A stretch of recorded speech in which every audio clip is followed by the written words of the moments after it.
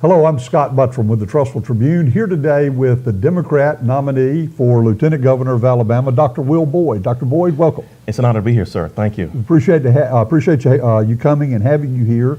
Tell our audience, if you would, a little bit about your upbringing and how you got to where you are right now. Yes, sir. I was raised in Florence, South Carolina. I went through the Darlington County School District. My dad served as an educator as well. My mom was a first grade teacher. Dad became a superintendent. I went on to the University of South Carolina, where I graduated with a degree in engineering.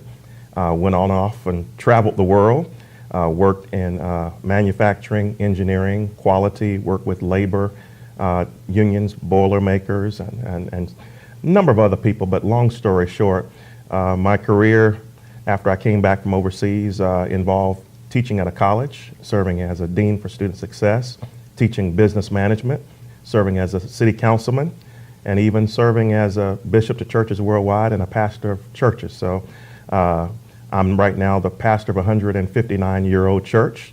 As well, I serve still as bishop.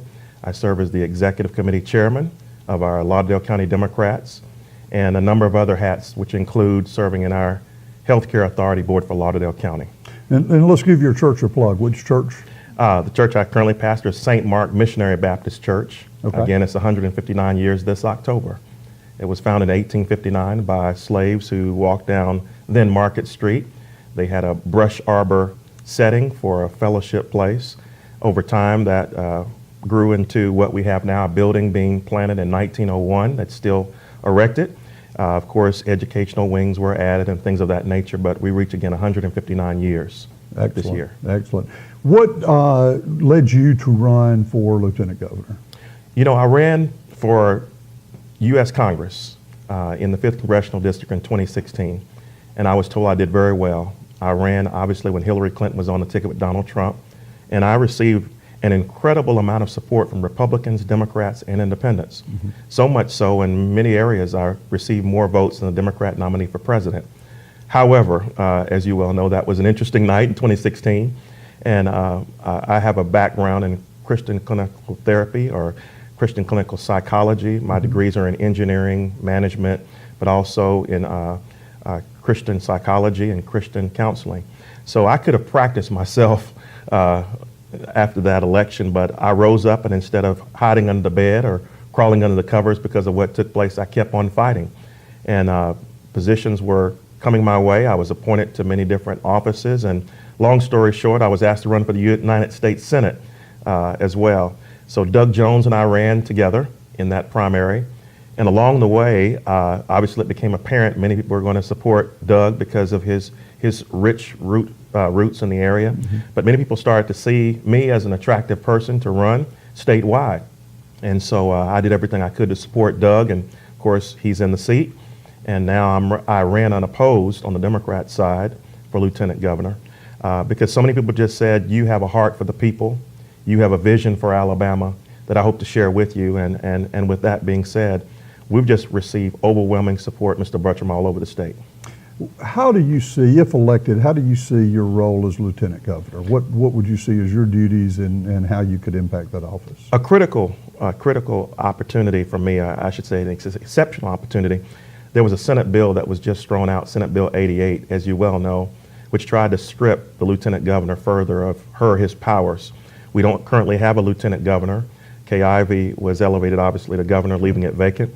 But the Lieutenant Governor, sir, makes 400 appointments to more than 167 different commissions or committees. So I would have great leverage to be able to appoint a diversified group of people who could actually help move Alabama forward. In addition, I would serve as the president of the Senate. So that gives me an unusual opportunity to really be a strong voice to help the direction of the Senate.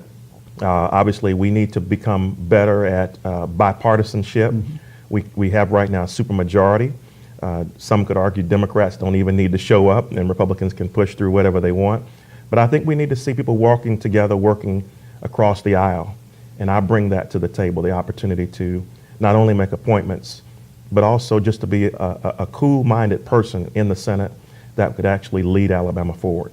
I'm glad you brought up the appointments. I remember when Steve Windham was the first I think the first Republican elected to the lieutenant governor's office, and we still had a Democrat-controlled House and Senate who immediately began stripping the lieutenant governor Absolutely. of power. I had forgotten they left any power at all, but you're right, 400 appointments do fall to the lieutenant governor. It's a lot of power.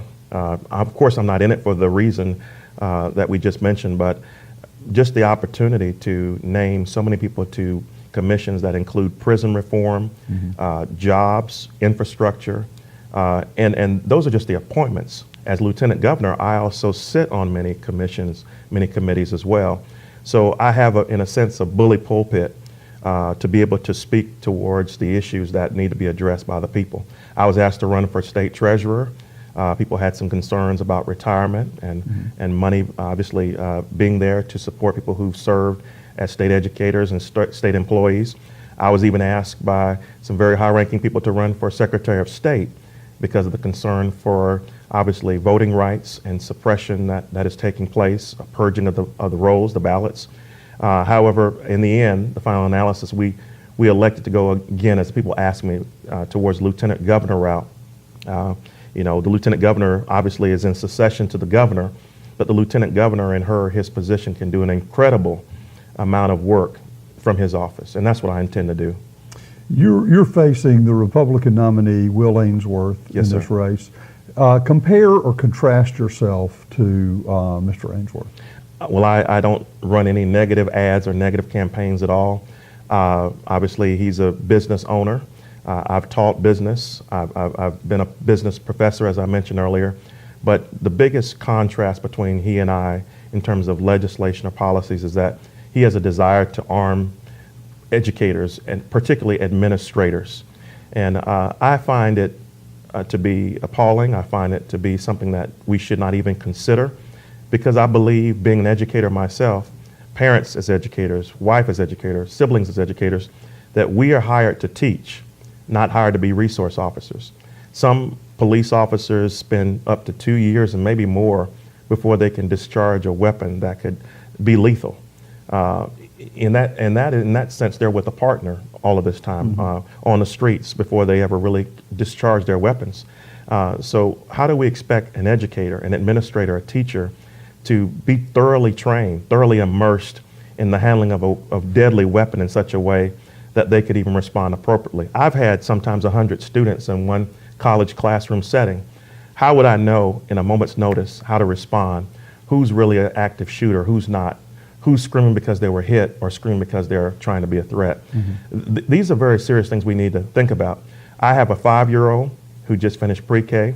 I have a 12-year-old, obviously in middle school, and I have a high schooler, 15 years old. I don't want any of them in harm's way. But when we're talking about packing med kits instead of packing lunches, and we have kids who are now fearful, thinking that as they get under their desks, that may be the last moment because they never know who's going to walk through that door. We have a lot of work to do, Mr. Buttram, in the classrooms, and it cannot begin with teachers being armed or packing pistols.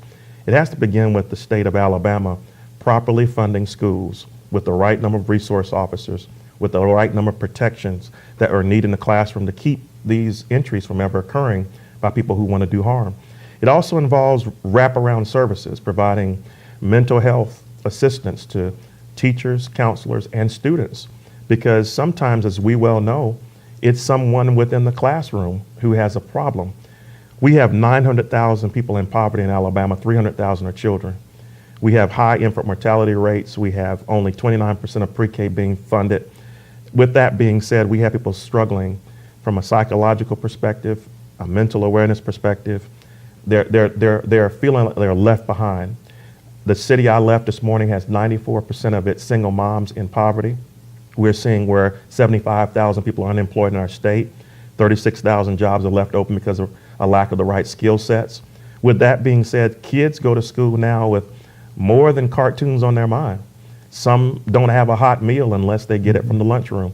So we have to not only provide pre-K to a level that's fully funded, but we have to put money into making sure these kids are actually feeling safe, their physiological needs are met, and psychologically they're not being challenged in a way that would make them underperform? Yeah, probably about 20% of the state is below the poverty level. And Absolutely. as we know, in certain areas it's much higher. In Absolutely. Birmingham, it approaches 30%. In It some does. of our black belt counties, it could be much higher than 30 or 40% Absolutely. even. So some of these school districts do not have the funding Right. for SROs, and your suggestion that the state fund school resource officers where they're not currently funded locally, where does the state come up with the money to I'm pay glad for you that? asked. I'm glad you asked.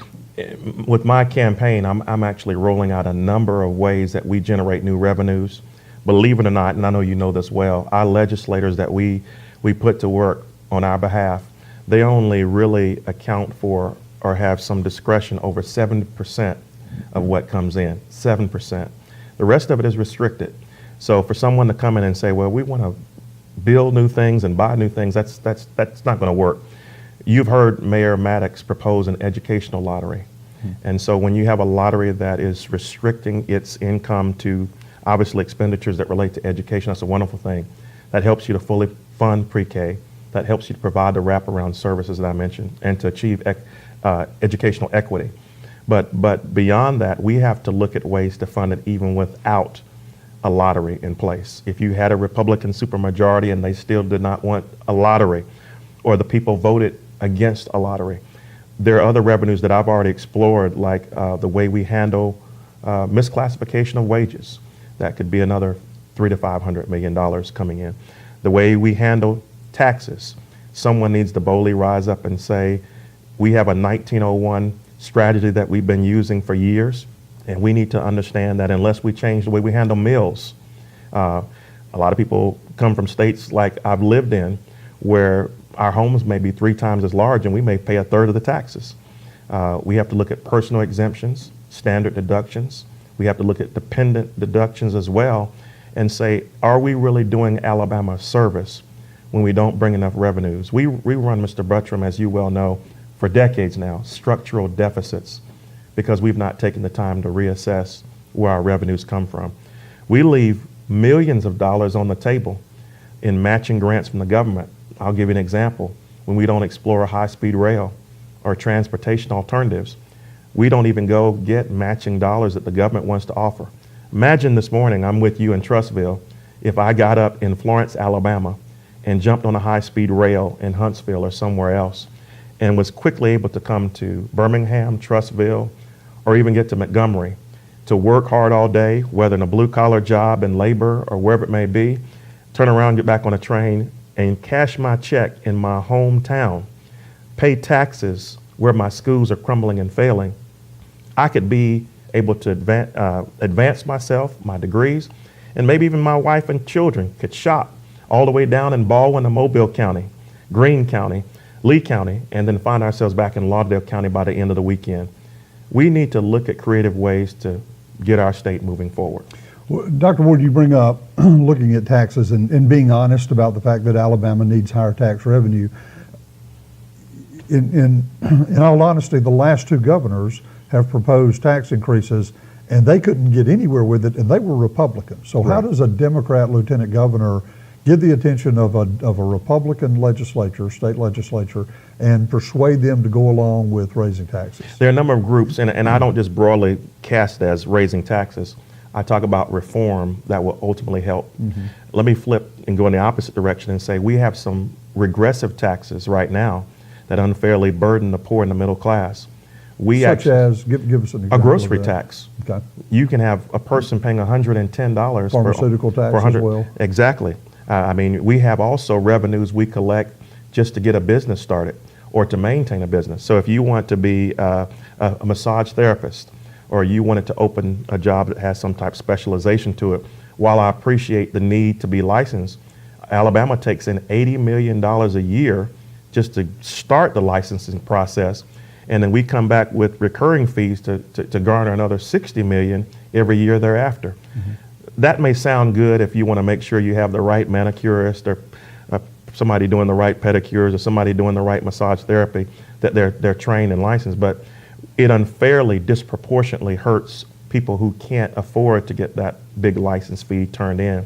So you have many people who are struggling who could say, I would like to be a barber. I would like to be a person who cuts hair, but I can't afford to get it started. What do I do? These are challenges. Yeah, that's interesting because that's been a major issue through the Alabama Policy Institute, which is viewed mostly as a conservative think tank. And I find it interesting that a Democrat candidate for lieutenant governor views these professional fees, as they're referred to, the same way. So why can't we have a coalition to do away with that? Another group I've heard that's unfairly affected by that are the military. Absolutely. As they move from state to state and have to buy new professional fees everywhere they go. So Sure. why can't we cross the aisles and go ahead and reach a consensus and get that fixed in Alabama? The hardest problem right now is our 1901 Constitution. As you well know, we have the longest, most extensive Constitution in the world. Some may argue India, but believe it or not, Alabama has so many lines in it. And you know, as well as I do, where that all initiated from and what they relate to. But continuing to add amendments are almost like the Congress members adding continuing resolutions. They're not really doing anything. They're just tacking onto and amending it. We need someone to seriously sit down and say, on both sides of the aisle, what benefits us?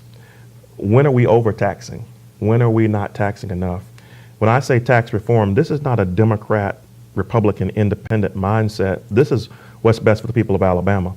And trust me, if I got on my soapbox, I could tell you clearly why I believe in democratic principles and why I believe in its inclusiveness and what we've done as Democrats. But we need someone who's not going to go in and try to push party over people, but what's best for all people. And that's why I'm in this lieutenant governor race. And to be frank with you, many Republicans are supporting me. You know, there was an effort to say if you're a Christian, you have to be a conservative. But when I explain what conservatism has allowed to happen, even Republicans say I didn't think about it that way. Conservatism over the last 35 years has, in some ways, I don't want to go into economics discussion, but we call it trickle-down economics.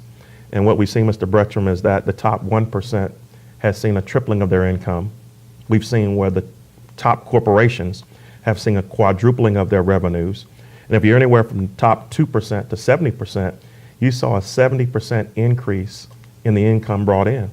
But what happened to the rest of the people? What happened to the average blue-collar worker? What happened to people like me, pastors, ministers, educators, people who are trying to work every day to make a living? We didn't go anywhere.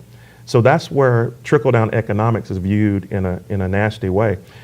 In the opposite direction, we found if we infuse money from the bottom, not giving people a handout, but perhaps a hand up.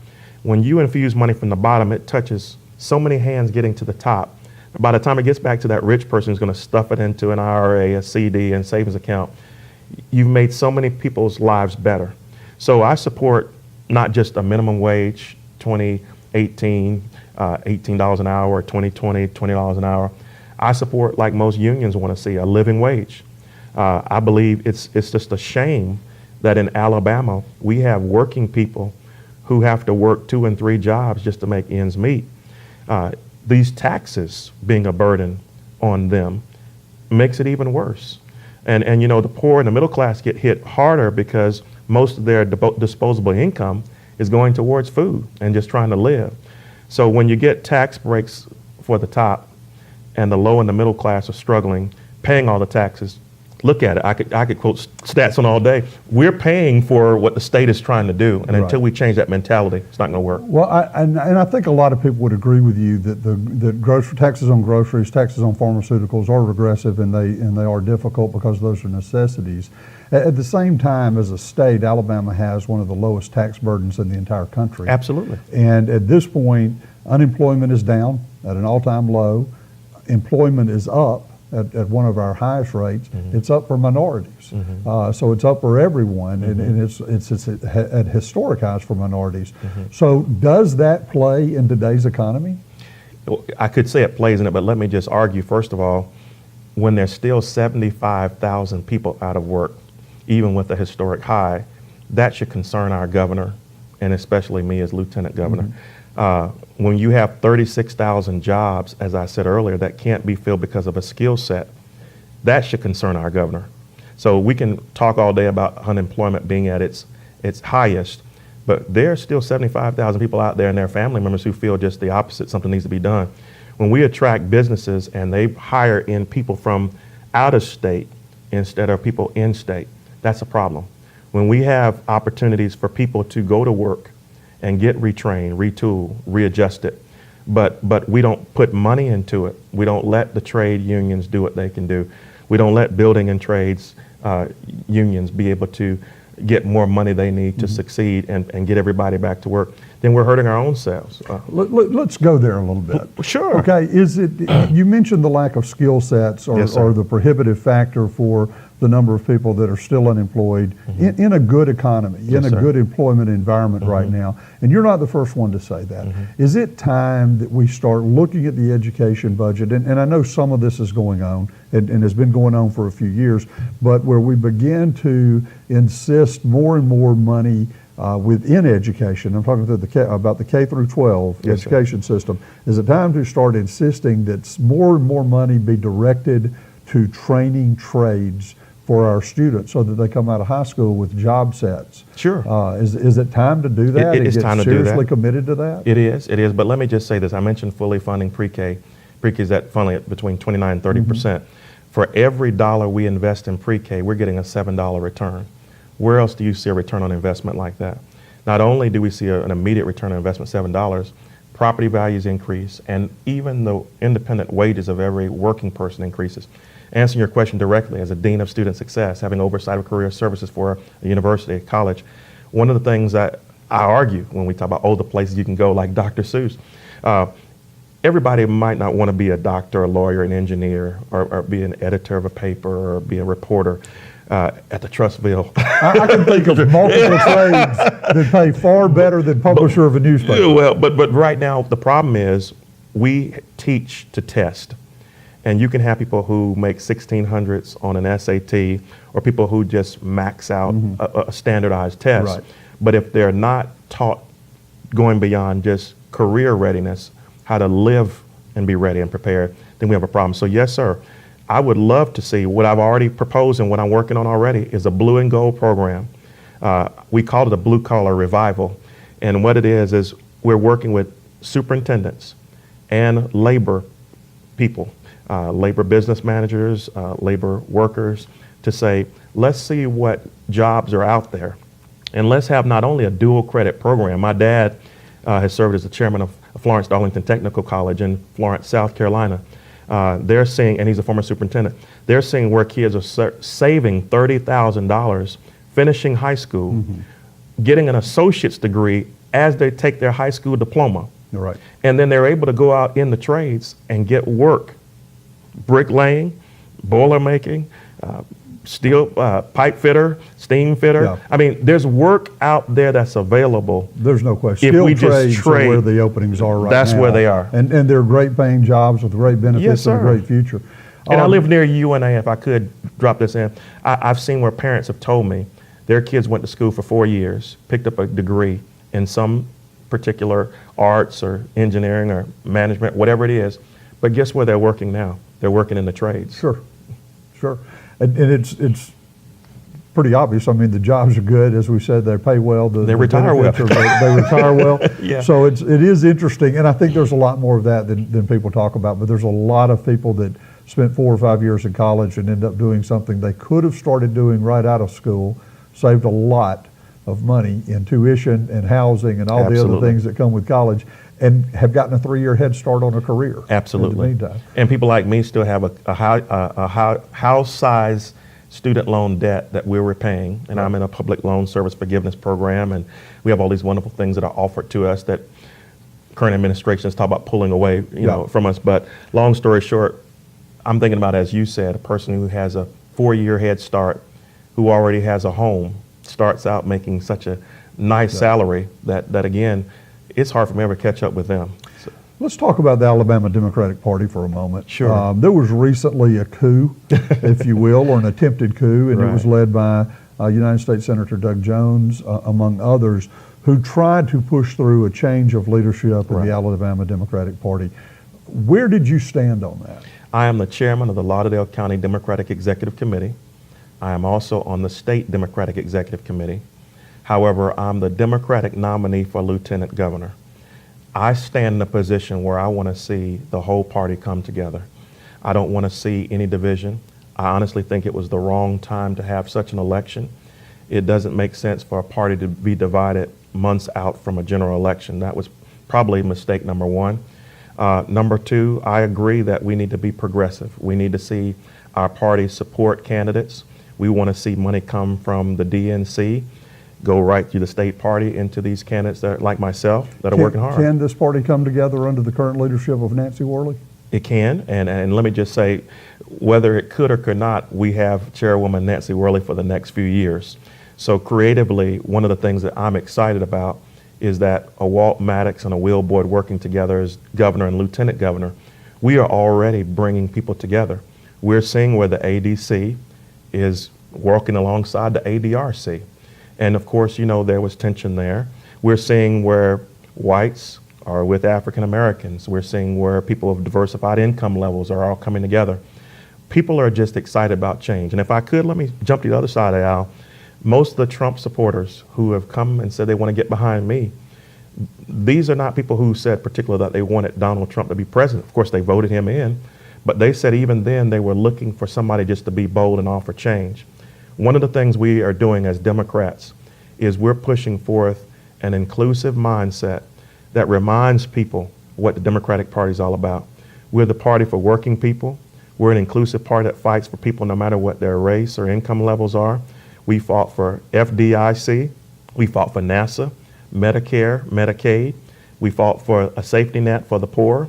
We fought for living wages, continue to fight for it, civil rights, women's rights, equal rights. So when people back off, you know, we would like to say there's some hot button issues, and we know what the top three are. But when people go back and say, you know what, I don't know anybody that wants to kill children. I don't know anybody that wants to stop people from loving each other. I don't know anybody that's saying that they know somebody who wants to take their guns away. When that's neutralized, people tend to say, you know what, I like what you have to offer. And so we are seeing a blue wave. We're seeing where people who normally vote in one direction are voting a different one. Donald Trump supporters showed up by a level of 50% for Roy Moore, but the same Hillary Clinton supporters showed up 75% for Doug Jones. So whether or not Doug Jones was on the right side of the aisle as it related to nominating a person to challenge Nancy Worley or not, that's for Democrats to decide. That is behind us now, but we have to unify as a party. Dr. Boyd, thank you for joining us. We Thank you, appreciate Mr. you coming Buttram. in. Appreciate you.